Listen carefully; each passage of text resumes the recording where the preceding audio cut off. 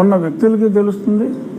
పరమాత్మ అని మనం భావించే దేవుడికి కూడా నేను దేనికి వ్యతిరేకం, దేనికి అనుకూలం, నేను ఏ మతానికి వ్యతిరేకం కాదు కాదు కాదు. నేను రాజ్యాంగంలో మనం ఈరోజు రాసుకున్న దాన్ని మనం ఫాలో అవ్వాలి. ఇంకొక ప్రబుద్ధుడు అన్నాడు ఒక టీవీ ఛానల్లో, ఏంటంటేనంట, నేను క్రిస్టియన్ అని అతను ధృవీకరిస్తేనే అతను క్రిస్టియన్ అట. ఓ పక్కన చర్చికి వెళ్తా, రోజు చర్చికి వెళ్తా, వారం చర్చిలో ఏదో దశంభాగం ఏదో భాగవాళ్ళు ఇచ్చుకుంటా, తల్లిదండ్రుల సమాధులు క్రిస్టియన్ సమాధుల్లో కట్టుకుంటూ నేను క్రైస్తవుడను అని సర్టిఫికేట్ ఇస్తేనే వాడు క్రైస్తవుడు అని ఇది కూడా రాజ్యాంగంలో ఉందని చెప్పి ఒక తెంగరాతో చెప్పాడు. ఇవన్నీ ఏంటంటే నమ్మిన వాళ్ళు దొరికేస్తారు. సో నేను రాజ్యాంగంలో ఉన్నది ఇది, 1936లో ఉన్నది ఇది, దానికి ముందు రిజర్వేషన్లు అప్పుడు జరిగింది ఇది. ఈ రిజర్వేషన్లు అనేది ఏ ఏక వ్యక్తి తీసుకొచ్చింది కాదు.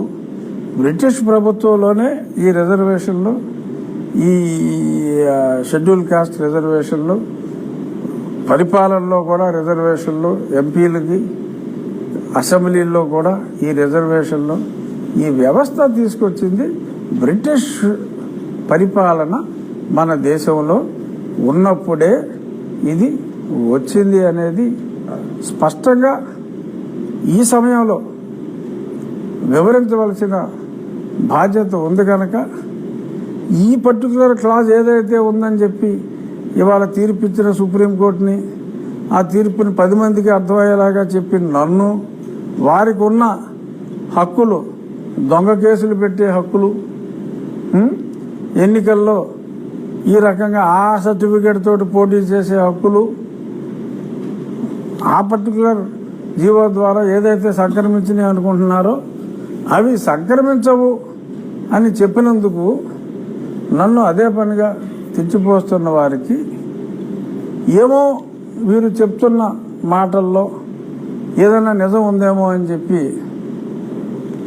అనుమానిస్తున్న వారికి ఒక సింపుల్ క్లారిఫికేషన్ ఇవ్వటం, అలాగే దేవాలయం ప్రోగ్రెస్ ఇది ఎవడ ఆపినా ఊరికైనా వచ్చి సింపేస్తాం రక్కేస్తాం అని చెప్పినా, బట్ నా మనం ఏంటంటే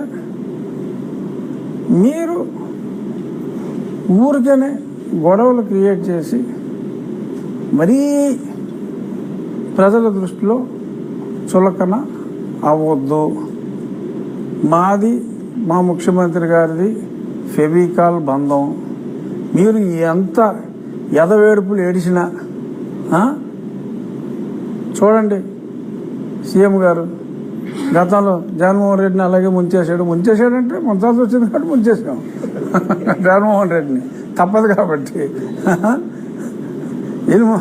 ఈయన నాకు ఇష్టమైన నాయకుడు, ఆయన నేనంటే ఇష్టంగా ఉన్నారు, నాకు సముచిత స్థానం ఇచ్చారు. నేను రాజ్యాంగంలో ఉన్నది నేను చెప్తున్నాను, చెప్తే నా మీద ఎందుకు కోపడతారు ముఖ్యమంత్రి గారు, ఎందుకు కోపడతారు? బట్ వీళ్ళు హడావుడి వీళ్ళది. అంచేత మీరు ఎంత హడావుడి చేసుకున్నా, ఫుల్ కోట్ వేసినా, నీళ్ళ రంగులో అరకోట్ వేసినా, బూట్ వేసినా, టై వేసినా, ఊరూరా తిరిగి ఏమంటారు, సరే వాళ్ళు వాడిన చెత్త నేను వాళ్ళాను కాబట్టి అలాగా తిరిగిన ఏమి పని జరగదమ్మా నీలి కుమార్స్. అంచేత మీ మతాన్ని నేను అర్థం చేసుకున్నాను, నా మతాన్ని కూడా మీరు అర్థం చేసుకుని